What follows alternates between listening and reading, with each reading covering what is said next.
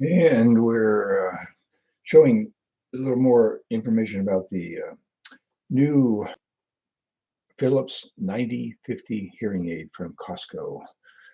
We did a previous review on this last month, and this is kind of an update. I've been wearing these for I think about 6 to 8 weeks now, but comes in a little box like this, which is different than the 9040s, which had a little flip top. This one has the thing that comes off. You got your manuals in here for the charger and the hearing aids. Got a little carrying box here, which is pretty convenient. And you can ask your Costco folks for extra domes and sports locks, which is helpful, especially if you're like me that live quite a ways away from it. So you can ask them for your extra stuff and your filters. That was the filters. Okay, so that's the basics on your hearing aid. And there's a little difference now on the hearing aid itself compared to the previous models. Okay, if you take a look at it, it has one button. So the idea is just to make it easier to use. And then on the back, I don't know if you'll see it, there's down at the bottom, there's a little two metal things, which is how it charges. This has to contact in the charger. It has to have a metal contact, metal to metal. So it's different than the previous ones. The previous ones, they did charging by induction. So one thing you want to check is just occasionally brush off those little contacts here so they make good contact. And sometime you might have to brush off the ones inside your charger, but I don't think that'd be too common. Okay, another thing that's different is the actual wire on this. They've got a different type of bend, so it makes it fit into your ear more securely. And theoretically, you don't have to wear the sports lock, which the previous ones, you like 9040s, you had to usually. So I've taken the sports lock off on mine, and this just has a little different bend, so it fits into your ear way more snugly. So I've been wearing them without the sports lock, and has no trouble at all. Okay, now with the one button, you can change your programs, and there are 7 different setups you can request from your hearing folks, and you get 4 of those. Uh, for some reason, they seem to only want to do 2 unless you ask for more. So I asked for more, so I've got 4 of them out of the 7 you can choose. And there on these hearing aids, there are 24 channels, which is more than the previous models. Although my fitter said he wasn't going to set up each of the 24 channels, which is the different frequencies.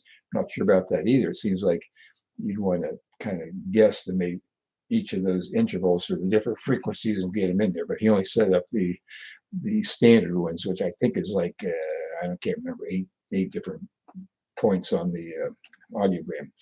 Okay, so that's the basic differences in that covered, I think, in the previous video. Okay, now there's some other ones we can go over as I've discovered after using these. The new thing about the 9050s is they have what they call 4D tech, which means there's an accelerometer in here, just like in your phone. When you're moving, it can tell that you're moving and how fast you're moving and so forth, and tell your position of your head. So if your head changes or turns, it can change because of that accelerometer. Now, what that does is it allows the signal to noise ratio to adjust depending on what the hearing aid thinks you're doing. So if it thinks you're walking, it'll set certain settings for your noise reduction on things you want to hear ahead of you as you're walking, for example, or running. Uh, if you turn your head, it thinks you're going to try to listen to somebody over to the side, so it adjusts the signal to noise ratio to head over to that direction. And it's kind of complicated the way they do it, but it supposedly will adjust that signal to noise ratio depending on what it thinks you're doing.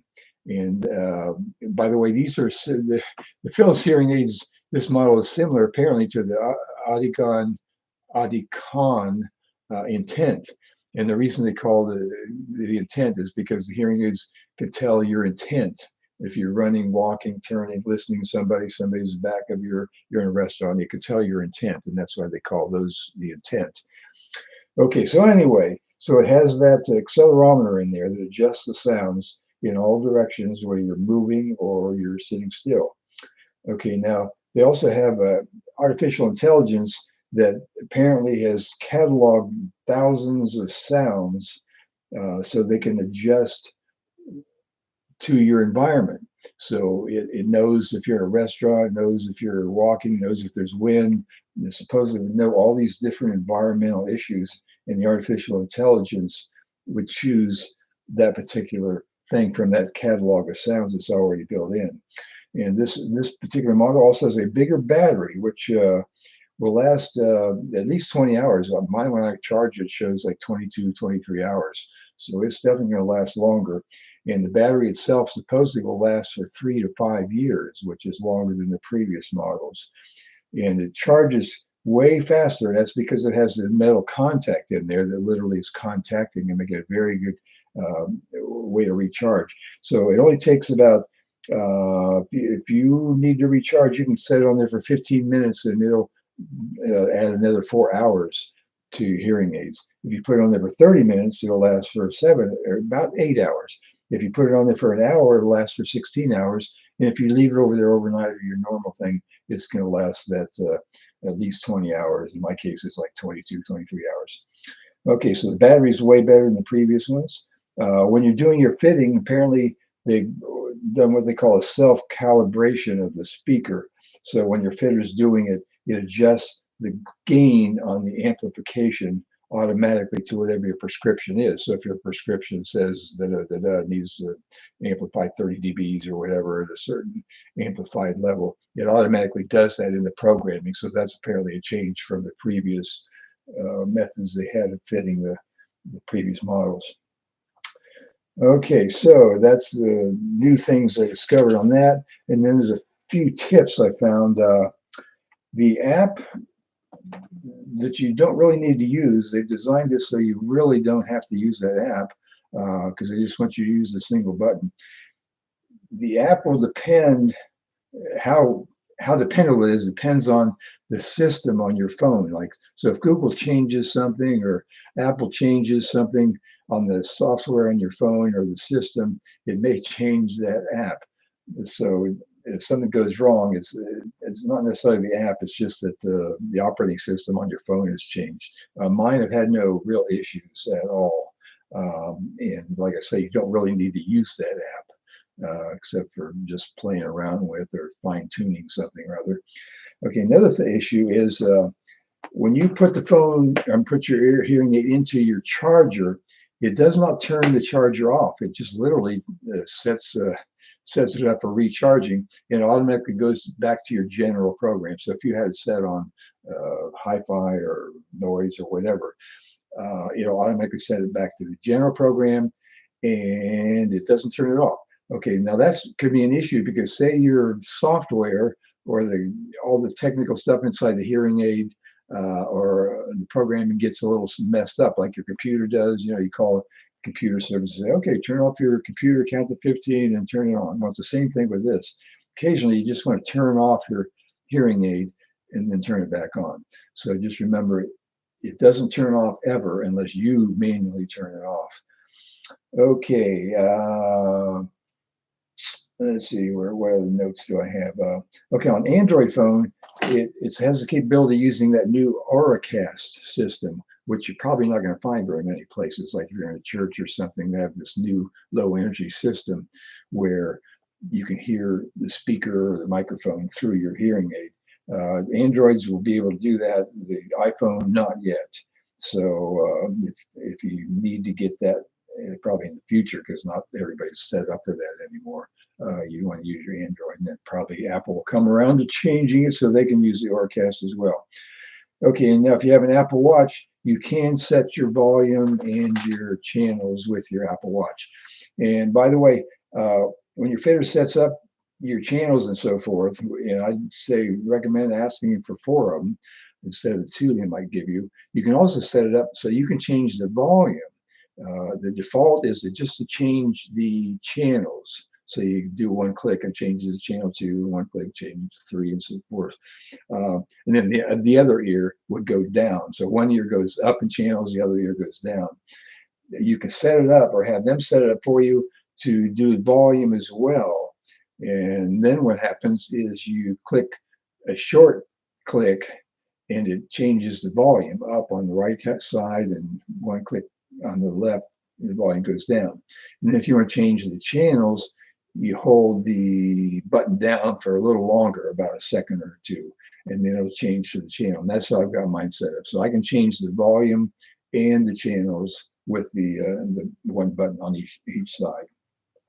Okay, now another thing, beware of at this time, um, Philips has a promotion to give you a free, what they call Philips HearLink, which is a box, adapter box, that allows you to hook up to your TV typically, so that you can hear your TV through your hearing aid.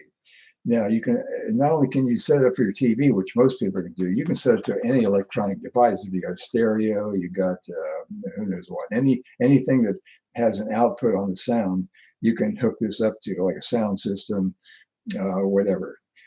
Okay, and I guess you can set up the TV. Well, you can't set up TV. I'm not sure about computer. I've not tried that, but anything with an output, you can do it.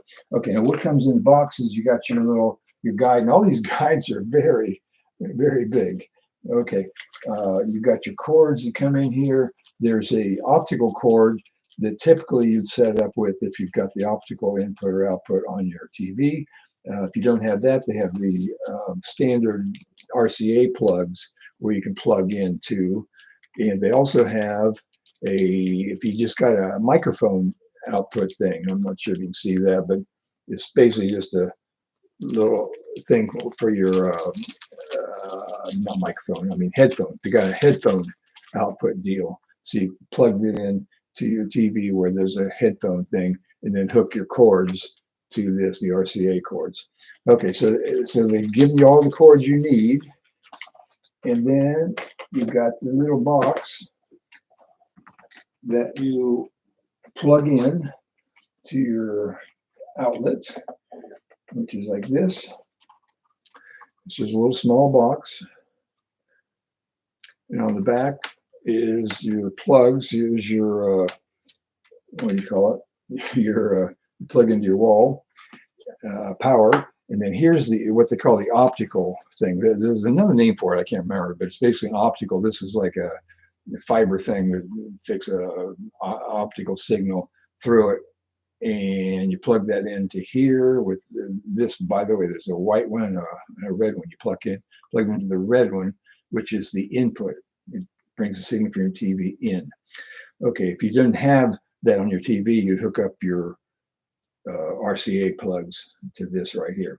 Okay, so that was pretty cool. So you got that hooked up, and then to program your hearing aid to it, you just set your hearing aid on top of it, or just literally go close to this unit, and it'll automatically coordinate your hearing aids to this TV adapter, and then you're all set up. And then you'll notice it actually adds another program. So I had 4 channels on my hearing aids. Now it gives you a 5th one. So the 5th one is the TV part.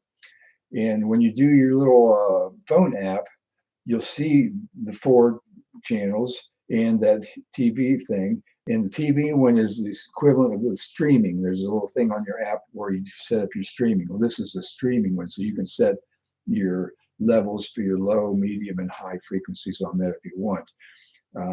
But it is streaming from the TV. It's not like the regular channels.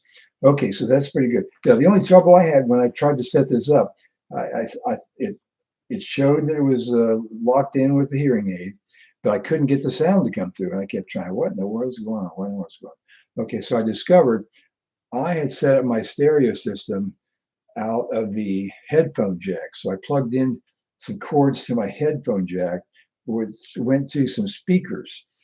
Okay, in my TV, if you have something plugged into the headphone jack, it cuts off the speakers on the TV, and then therefore it cuts off the sound going to this box.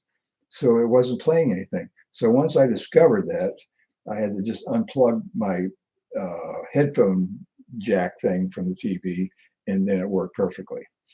You can, there's that second little output, optical output, you can get another cord, set that up, that takes the sound out of this into your sound system or whatever you want, auxiliary speakers or whatever. So you could have the sound from your TV go to this, and then this goes to your sound system. So they've thought of pretty much everything on that. Okay, so that's a review of the Philips 9050 hearing aids from Costco, which, by the way, costs about $1,500.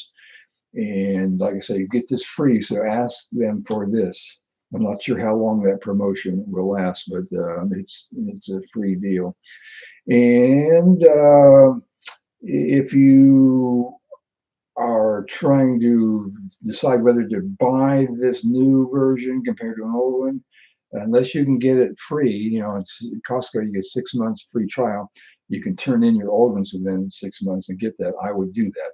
If you don't have that opportunity to get it free, I'm not sure I would recommend buying the new one, because the new uh, features aren't all that much different than the 9040s, for example.